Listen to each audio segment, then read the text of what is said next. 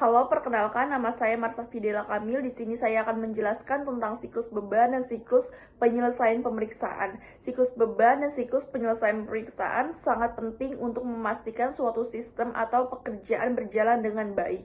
Siklus beban membantu memahami bagaimana sistem menerima dan menanggung beban serta mengetahui batas kemampuannya agar tidak terjadi kerusakan atau penurunan kinerja.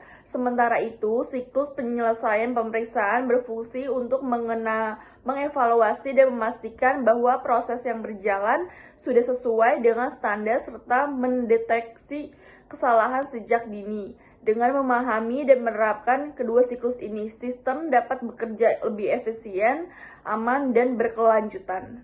Nama saya Lydia Ikrama Sofiani. Saya akan menjelaskan pentingnya siklus beban dalam sistem. Siklus beban merujuk pada pola fluktuasi aktivitas atau permintaan yang dialami oleh suatu sistem infrastruktur atau proses selama periode waktu tertentu. Pola ini bisa bersifat harian, mingguan, bulanan, musiman, atau bahkan tahunan.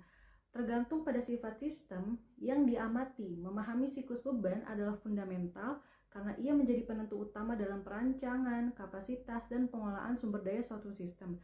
Yang kesatu ialah perencanaan kapasitas. Pengetahuan tentang siklus beban memungkinkan organisasi untuk merencanakan kapasitas yang memadai, menghindari kelebihan atau kekurangan sumber daya. Yang kedua, optimalisasi sumber daya. Dengan memprediksi puncak dan lembah beban, sumber daya dapat dialokasikan secara efisien, mengurangi biaya operasional, dan meningkatkan pemanfaatan. Yang ketiga, peningkatan kinerja. Sistem dapat diatur untuk beradaptasi dengan perubahan beban, memastikan kinerja optimal bahkan selama periode permintaan tinggi. Yang keempat, pengurangan resiko. Meminimalkan resiko kegagalan sistem, kemacetan, atau layanan yang terdegradasi akibat beban yang tidak terduga. Berikut adalah pentingnya siklus beban dalam sistem yang sudah dipaparkan. Perkenalkan, nama saya Sofia Nurpahla. Di sini saya akan menjelaskan fase pembebanan, puncak penurunan, pemulihan, dan evaluasi. Fase pembebanan. Pada fase ini, sistem mulai menerima peningkatan aktivitas. Misalnya, di pagi hari, pengguna mulai login ke aplikasi atau mesin mulai dioperasikan. Penting untuk memastikan sistem dapat merespon peningkatan ini tanpa penghambatan awal. Fase penurunan beban, yaitu setelah puncak terlampau, aktivitas mulai mereda, sistem harus mampu mengurangi alokasi sumber daya yang tidak lagi diperlukan secara efisien. Ini penting untuk menghemat energi dan mengurangi biaya operasional. Fase puncak beban, yaitu ini adalah sebuah titik krisis di mana sistem menghadapi tekanan terbesar. Semua sumber daya seperti CPU, memori, bandwidth, jaringan, atau kapasitas produksi digunakan secara maksimal. Pengelolaan yang efektif dan objektif di fase ini mencegah kelambatan, kegagalan, dan ketidakpuasan pengguna. Yang ketiga ada fase pemulihan dan evaluasi. Sistem kembali ke kondisi stabil, seringkali dengan beban minimum. Fase ini juga mencakup evaluasi kinerja selama siklus beban sebelumnya. Data dikumpulkan dan dianalisis untuk mengidentifikasi area perbaikan, optimasi, atau kebutuhan peningkatan kapasitas di masa mendatang. Pembelajaran dari setiap siklus beban memastikan sistem menjadi lebih tangguh dan efisien. Di slide selanjutnya, saya akan menjelaskan tentang dampak siklus beban terhadap sistem. Memahami dan mengelola siklus beban adalah krusial karena dampaknya yang signifikan terhadap keseluruhan sistem. Kegagalan dalam mengantisipasi atau merespon siklus beban dapat mengakibatkan serangkaian masalah yang merugikan, baik dari segi operasional maupun finansial. Penurunan kinerja sistem selama puncak beban yang tidak terkelola, sistem dapat menjadi lambat, tidak responsif, atau bahkan mogok sepenuhnya. Ini mengakibatkan pengalaman pengguna yang buruk dan hilangnya produktivitas. Selanjutnya ada peningkatan biaya operasional. Jika kapasitas terlalu berlebihan untuk mengantisipasi puncak beban yang jarang terjadi, organisasi akan menanggung biaya yang tidak perlu untuk infrastruktur dan energi yang tidak sepenuhnya dimanfaatkan. Sebaliknya, penanganan puncak beban yang buruk dapat menyebabkan biaya pemulihan yang tinggi, kerugian finansial, dan reputasi. Selanjutnya ada sistem yang tidak tersedia atau berkinerja buruk selama periode kritis dapat menyebabkan hilangnya pendapatan pelanggan dan merusak reputasi merek yang sulit diperbaiki. Lalu ada kelelahan sumber daya manusia. Tekanan konstan untuk mengatasi masalah kinerja yang disebabkan oleh beban yang tidak terkelola dapat menyebabkan stres dan kesalahan pada tim operasional. Lalu ada masalah keamanan. Dalam beberapa kasus, sistem yang berlebihan beban dapat menjadi lebih rentan terhadap serangan. Keamanan karena sumber daya yang terbatas untuk pemantauan dan pertahanan. Perkenalkan, nama saya Imelda Leto. Saya akan melanjutkan materi berikutnya tentang pengertian siklus penyesuaian pemeriksaan. Siklus penyelesaian pemeriksaan atau sering disebut siklus audit adalah serangkaian tahapan sistematis yang dilakukan untuk mengumpulkan bukti, mengevaluasi informasi, dan menyajikan temuan mengenai satu objek pemeriksaan. Objek ini bisa berupa laporan keuangan, proses operasional, kepatuhan terhadap regulasi, atau efektivitas suatu program. Tujuannya adalah untuk memberikan penilaian independen dan objektif, menjamin akurasi, efisiensi, dan kepatuhan. Siklus ini sangat terstruktur dan biasanya meliputi beberapa fase kunci yang memastikan integritas dan kredibilitas hasil pemeriksaan. Ini bukan sekedar tindakan satu kali, melainkan proses berulang yang dirancang untuk terus meningkatkan tata kelola dan manajemen risiko suatu entitas. Pemeriksaan yang efektif adalah fondasi kepercayaan dan akuntabilitas dalam setiap organisasi. Ia memastikan bahwa data akurat, proses berjalan sesuai rencana, dan tujuan tercapai.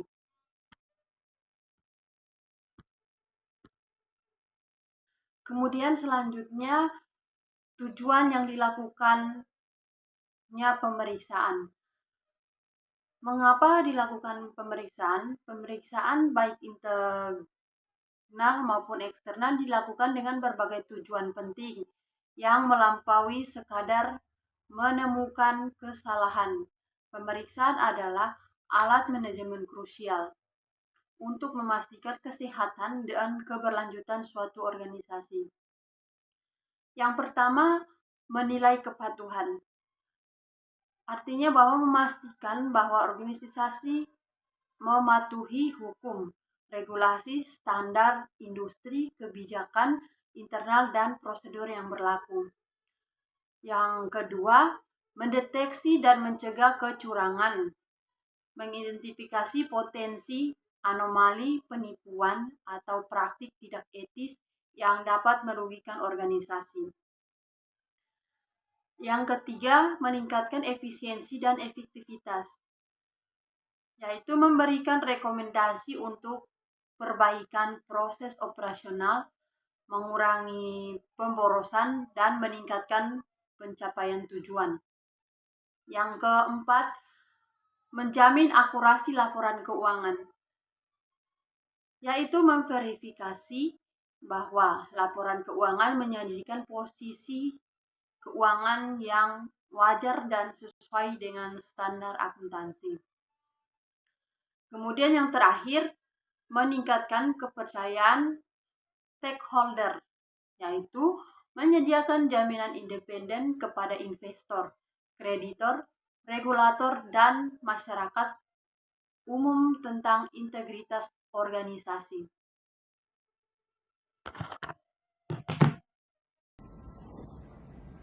Selanjutnya yaitu tahap perencanaan dan pengumpulan data.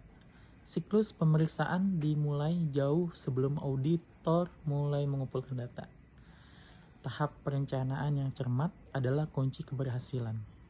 Diikuti dengan pengumpulan data yang sistematis dan menyeluruh, yaitu tahap perencanaan. 1. Penetapan ruang lingkup dan tujuan, yaitu mendefinisikan secara apa yang akan diperiksa, mengapa, dan hasil yang diharapkan.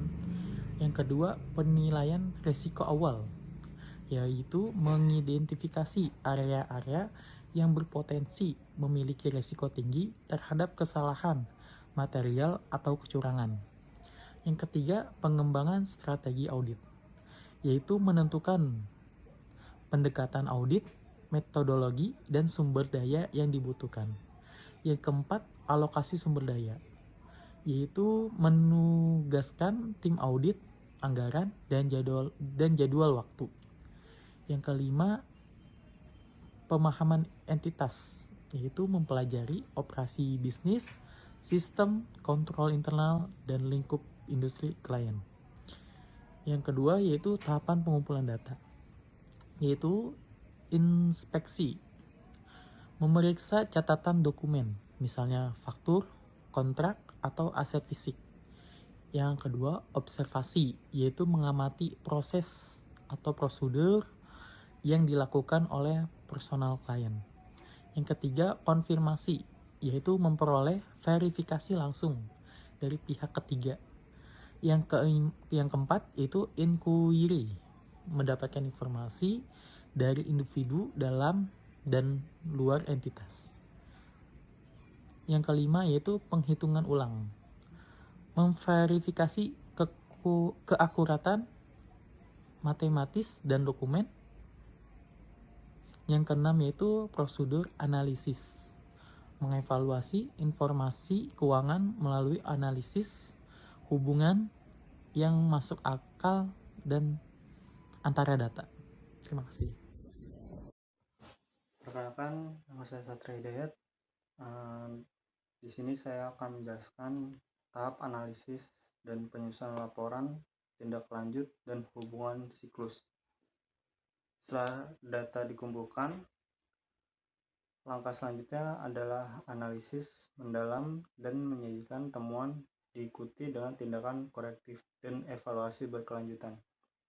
Analisis yang pertama ada analisis bukti dan evaluasi, yaitu auditor menganalisis semua bukti yang terkumpul untuk mengidentifikasi temuan audit, kesenjangan, kelemahan, kontrol, atau potensi ketidakpatuhan. Penilaian independen dibuat berdasarkan bukti yang ada.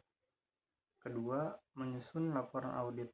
Laporan audit disusun merinci tujuan ruang lingkup, metodologi, temuan, dan rekomendasi. Laporan ini harus jelas, ringkas, dan didukung oleh bukti yang memadai.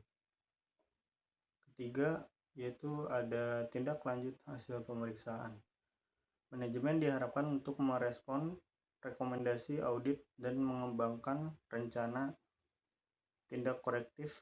Auditor mungkin akan menindaklanjuti untuk memastikan bahwa tindakan tersebut telah diimplementasikan secara efektif. Hubungan siklus beban dan siklus pemeriksaan. Kedua siklus ini saling terkait erat. Siklus beban dapat mempengaruhi area risiko yang menjadikan fokus pemeriksaan, misal sistem yang sering mengalami puncak beban yang ekstrim mungkin menjadi subjek pemeriksaan yang lebih intensif terkait kinerja dan keamanan. Sebaliknya, temuan dari siklus pemeriksaan, misalnya kelemahan dalam sistem pengelolaan beban, dapat memberikan wawasan berharga untuk mengoptimalkan penanganan siklus beban di masa mendatang. Pemeriksaan memastikan bahwa siklus beban dikelola secara efektif dan efisien, sementara data dari siklus beban menjadi informasi penting untuk pemeriksaan. Kesimpulan, siklus beban dan siklus penyelesaian pemeriksaan adalah dua pilar dalam manajemen dan tata kelola organisasi modern. Memahami dinamika siklus beban memungkinkan organisasi untuk merancang sistem yang resilient, mengalokasikan sumber daya secara optimal, dan jaga kinerja prima. Di bawah tekanan yang bervariasi, ini adalah tentang antisipasi dan adaptasi terhadap fluktuasi alami dalam operasi. Di sisi lain, siklus penyelesaian pemeriksaan menyediakan mekanisme vital untuk akuntabilitas, transparansi, dan perbaikan berkelanjutan. Ia bertindak sebagai penjaga gerbang yang memastikan kepatuhan, mendeteksi penyimpangan, dan mendorong efisiensi. Keterkaitan antara keduanya menciptakan sebuah lingkaran umpan balik yang kuat. Pengelolaan siklus beban yang baik dapat mengurangi risiko audit, dan temuan audit dapat mengarah pada perbaikan dalam pengelolaan siklus beban.